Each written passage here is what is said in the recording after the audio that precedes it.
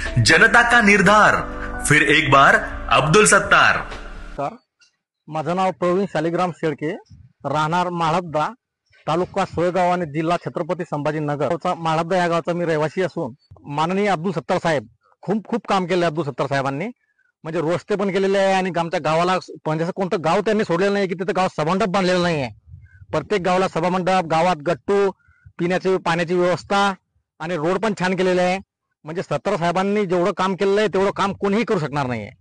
सत्तार साहेबांनी खूप काम केलेलं आहे। आमचं म्हणजे छोटंसं गाव आहे, पाहिलं तर सोयगाव तालुक्याची शेवटचं गाव आहे माळबदा, पण आमच्या गावाला येऊन भेट सुद्धा देतात ते। म्हणजे वर्षात त्याच्या 5-6 भेटी तरी होतात।